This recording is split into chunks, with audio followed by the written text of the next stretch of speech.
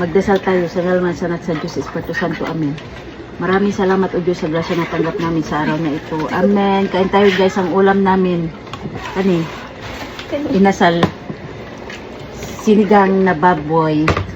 Kinilaw na hipon. Walang na naiwan dyan. Wala sila dyan. Namiesta sila. Namiesta sila. Naririnig ka pa rin naman. Nabubulong ka. Narinig na yung pagsabi mo. Narinig nila.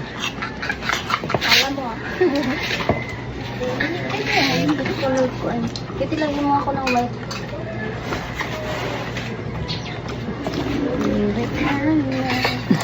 Bakit tinakita yung ulam? Dessert. Macarons. Macaroni.